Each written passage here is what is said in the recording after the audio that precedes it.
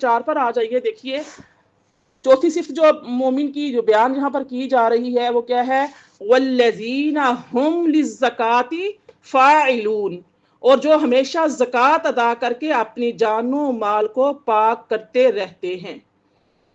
अब देखिए कि यहाँ पर इसके बारे में अबू मुस्लिम फरमाते हैं कि हर पसंदीदा और मुस्तहसन फेल को ज़कात कहते हैं। जो अच्छा काम है, मुस्तहसन है, पसंदीदा है, वो ज़कात कहलाता है। सूरा आला की आयत नंबर 14 में आता है, क़द अफ़लह मन तज़क्का, जिसने अपने बातिन साफ कर लिया वो कामयाब हो गया। फिर फरमाया सूरा नजम की आयत 32 में, फला तुज़क्कू अनफुसकुम, तुम अपनी तारीफ और तहसीन ना करो। फिर सूरा तौबा की आयत नंबर 103 में आता है, खुज़ मिन अमवालिहिम सदक़तन तुतहिरुहुम व तुज़क्कीहिम बिहा, उनके मालों से सदका लेकर उनको पाक करें और उनके बातिन को साफ करें। अब मेरी प्यारी बहनों, यहाँ पर जो ज़कात का माना मुराद है वो ज़कात का दूसरा माना है, यानी कि बकदरे निसाब माल पर जब 1 साल गुजर जाए तो इसमें से 2.5% माल का निकाल कर फुकारा और मसाकीन को देना है। अब ये बात समझना जरूरी है, यहाँ पर जो आयत में ज़कात का लफ्ज इस्तेमाल हुआ है, ये ज़कात माल की नहीं है, क्योंकि ये सूरा जो है ये सूरा मक्की है और जो ज़कात का हुक्म था वो मदीनातुल मुनव्वरा में ज़कात जो है वो फ़र्ज़ की गई थी। मदीनातुल मुनव्वरा में ज़कात का हुक्म आया था। तो लिहाजा यहाँ पर इत्तफ़ाक़ है इस तमाम मुफ़स्सिरीन कराम का कि ये जो यहाँ पे आयत है, वल्लज़ीना हुम लिज़्ज़काति फ़ाइलून, ये ज़कात से मुराद माली ज़कात नहीं है, क्योंकि ये सूरा मक्की है। इसका माना ये है कि वो अच्छे और नेक काम करते हैं, ठीक है। और मोमिनीन के मुकदमे में यानी कि ये तफसील है कि जिसमें फरमाया गया कि यानी कि वो क्या करते हैं, नेक काम करते हैं, अच्छे काम करते हैं। अच्छे काम करने को, नेक काम करने को, अपने नफ्स की इस्लाह करने को, लास्ट जो सूरा हज गुजरी है उसमें अपने नफ्स को कंट्रोल करने का जो मैंने वहाँ पे तफसीर बयान की है कि नफ्स के साथ जिहाद करना जिहाद अकबर है। तो ये आप ज़कात से मुराद है कि वो अपनी नफसानी ख्वाहिशात पर कंट्रोल करते हैं, अपने अमाल की इस्लाह करते हैं, बेहुदा बातों से एराज करते हैं। तो यहाँ पर जो ज़कात से मुराद ये है, नेकी का हुक्म देना, नेकी की बात करना, नेक काम करना, अच्छे काम करना, जिनका दुनिया में भी फ़ायदा हो और आखिरत में भी फ़ायदा हो। तो अब आगे देखिए आयत नंबर 5 देख लीजिए, वल्लज़ीना हुम लिफुरूजिहिम हाफिजून, और जो दाइमन अपनी शर्मगाहों की हिफाजत करते हैं। ये देख लीजिए आयतें जो 6 और 7 भी साथ इसी के साथ हमें मिला लेते हैं। फरमाया सिवाय अपनी बीवियों के या उन बांदियों के जो उनके हाथों की ममलूक हैं, बेशक अहकाम शरीयत के मुताबिक उनके पास जाने से इन पर कोई मलामत नहीं है। आयत 7 में फरमाया, फिर जो शख्स इन हलाल औरतों के सिवा किसी और का ख्वाहिशमंद हो तो ऐसे लोग ही हद से तजावुज करने वाले सरकश हैं। अब देखिए कि क्या बयान किया जा रहा है कि जो अपने दाइमन शर्मगाहों की हिफाजत करते हैं। अब इसके बारे में जो इरशाद होता है कि हज़रत इब्न उमर ने फरमाया कि अल्लाह ने इंसान की शर्मगाह पैदा की है और फरमाया इस अमानत को तुम्हारे पास छुपा कर रख रहा हूँ, तुम इसकी क्या करना, हिफाजत करना। यानी कि जो अपनी बीवियों या बांदियों को सो बेशक मुलामत किए हुए हैं। अब इसको हम अच्छे तरीके से देखेंगे। अब इस आयत में जो है इजाज़त दी गई है कि इंसान अपनी बांदियों से भी जिनसी ख्वाहिश पूरी कर सकता है। ये आपने सिर्फ अहकामात सुनने हैं और गौर से सुनने हैं, समझने हैं। ये ना हो कि आप लापरवाही में सुने तो आपके दिमाग में जो चीज़ मैं बताना चाह रही हूँ वो बैठ जाए और समझ ना आए आपको कि क्या बात है। यहाँ बांदियों की बात हो रही है, इसको ज़रा गौर से सुनिएगा। क्या करते फरमाया गया है इस आयत में, देख बज़ाहिर तो हमें इजाज़त दी गई है कि बांदियों से भी जिनसी ख्वाहिशत पूरी कर सकते हैं मर्द हजरात, और इस पर कोई मलामत भी नहीं है। और इस पर यह एतराज़ है कि इस्लाम ने बग़ैर निकाह के बांदियों से जिनसी ख्वाहिश पूरी करने की इजाज़त दी है, और बग़ैर निकाह के जिनसी अमल करना बहुत मायूब और मज़मूम फ़ेल है। तो अब इसका जवाब क्या है कि ये निकाह से जिनसी अमल करने के जवाज की क्या इल्लत है। निकाह में 2 गवाहों के सामने एजाब और कबूल होता है, लेकिन अगर कोई शख्स 5 औरतों से ब्याह वक़्त निकाह कर ले तो 5वीं औरत से जिनसी अमल जायज़ नहीं होगा। हालांकि उसने निकाह भी किया है, निकाह है ना, कहते हैं निकाह ही हलाल करता है औरत को, लेकिन चूंकि 4 औरतों की इजाज़त है तो 5वीं से करेगा, हालांकि वो हलाल करेगा, लेकिन उसके बावजूद भी उससे अपना जिनसी ताल्लुक जो है जो वो यानी कि जारी नहीं कर सकता, तो वो क्या अमल नाजायज़ हो जाएगा। इसके साथ भी गवाहों के साथ सामने हालांकि इजाब कबूल किया होता है।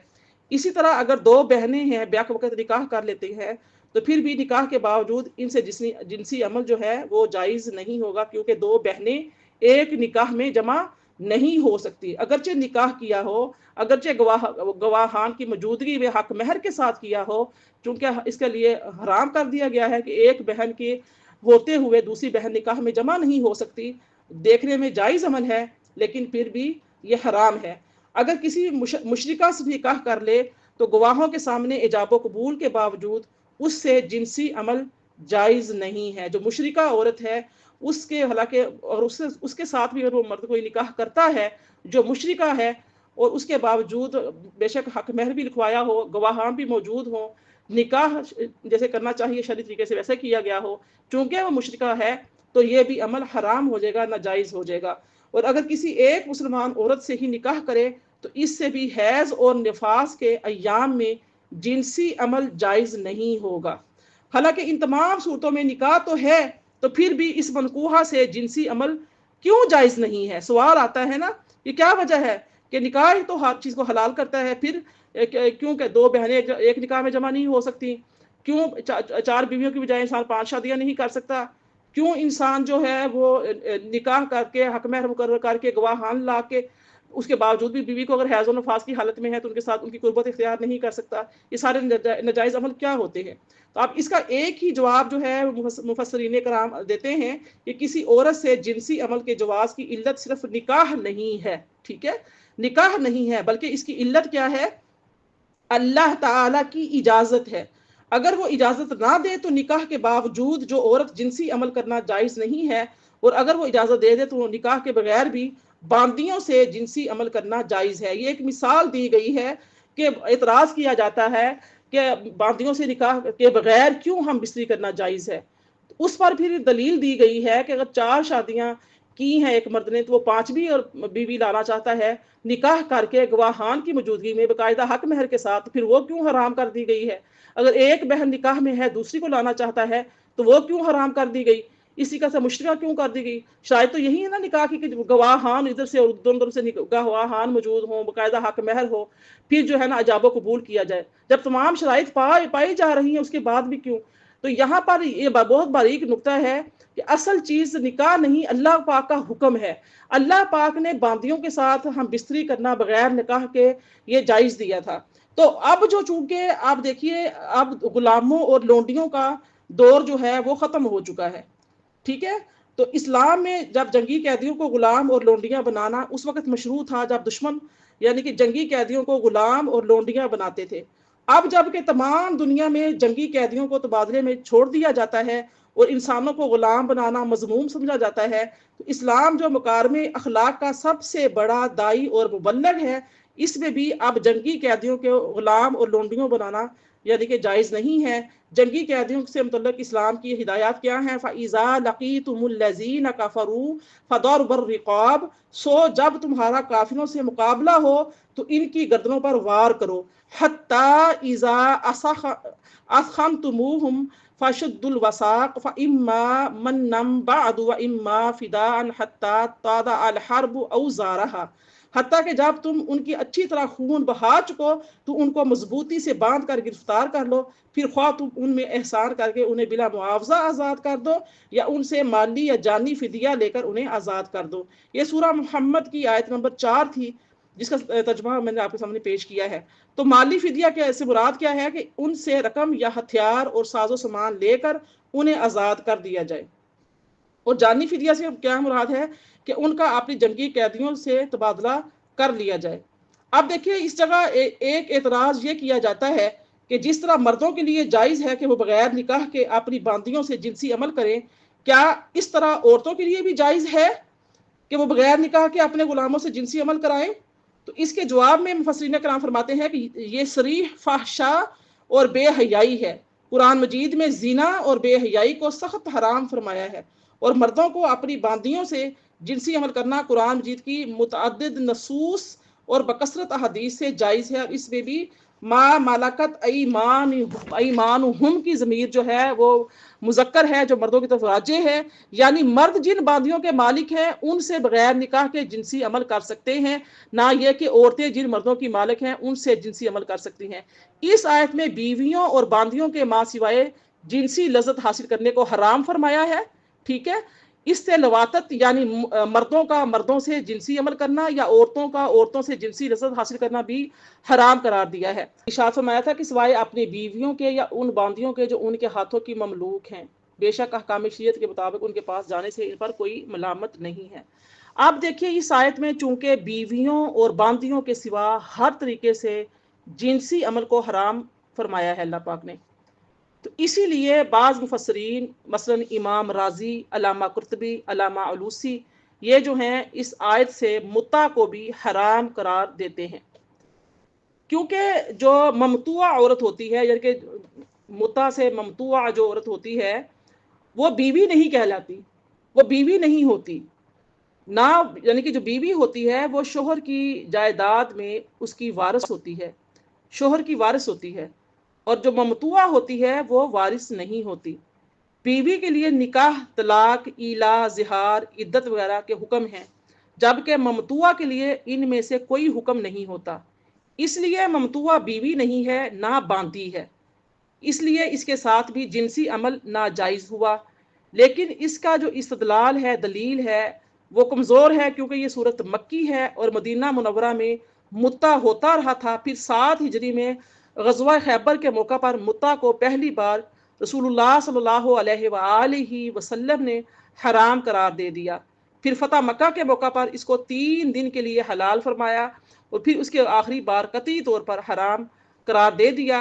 मुत्ता की हुर्मत पर यानी कि ये आया मुबारका सूरह नूर की आयत नंबर 33 की दलील है, वल यस्तअफिफिल्लज़ीना ला यजिदूना निकाहन हत्ता युगनियहुमुल्लाहु मिन फदलिह, और जो लोग निकाह की ताकत नहीं रखते उन पर लाजिम है कि वो ज़ब्ते नफ्स करें, अपने नफ्स के साथ जब्त करें, हत्ता कि अल्लाह ताला उन्हें अपने फजल से गनी कर दे। आप देखिए इस आया मुबारका में अल्लाह ताला ने गैर मुबहम अल्फाज में वाज़ेह फरमा दिया है कि अगर निकाह नहीं कर सकते तो क्या करो, अपने नफ्स पे कंट्रोल करो, जब्त करो। अगर यानी कि हदीस मुबारका में है ना कि जो इंसान शादी नहीं कर सकता किसी वजह की से, तो अपने नफ्स पे कंट्रोल करने के लिए क्या करे, रोजे रखने की कसरत करे, वो कसरत से रोजे रखे। तो यहाँ पर देखिए इस जो आया मुबारका में सूरह नूर की जो 33 आयत मैंने आपके सामने तिलावत की है, इसमें नफ्स ज़ब्ते नफ्स का हुक्म दिया गया है। अगर मुत्ता जायज़ होता तो निकाह की इस्तात ना होने की सूरत में मुत्ता की इजाज़त दे दी जाती, और जब मुत्ता की इजाज़त के बजाय ज़ब्ते नफ्स का हुक्म दिया है तो मालूम हो गया कि इस्लाम में मुत्ता के जवाज़ का कोई तसव्वुर नहीं है। और ये सूरह नूर चूँकि मदनी है, इसलिए सूरह नूर की यानी कि इस आयत से हुर्मत मुत्ता पर इस्तदलाल करना भी जायज़ है, इसमें कोई एतराज़ नहीं किसी ने किया। आप देखिए कि जो मुत्ता होता है वो मशरूत होता है, कुछ रकम लेकर आपस में बात तय की कर ली जाती है कि इतने महीने तक, इतने दिनों तक, इतने हफ्तों तक मैं तुम्हारे साथ रहूंगा, उसके बाद क्या होगा कि मेरी अलहदगी हो जाएगी। ये बात पहले से तय होती है, निकाह से पहले बात तलाक तो होती नहीं है इसमें, बस अलहदगी का जो है ना वो एक तसव्वुर होता है, वो बात तय कर ली जाती है। तो जो पहले से ही बातें तय हो जाएं तो उसके लिए तो फिर और कुछ वक्त के लिए हों, और कोई बच्चा उसमें पैदा नहीं होता, आपस में बस जिनसी तल्लुक को कायम करना होता है, अपनी जिसकी ख्वाहिश को पूरा करना होता है। और मज़ीद जो शरीयत को निकाह का मतलब एक मकसूद और है अफज़ाइश नस्ल की वजह से निकाह है ख़वातीन के साथ, तो वो चीज़ इसमें नहीं होती, तो लिहाजा इसलिए मुत्ता हराम है।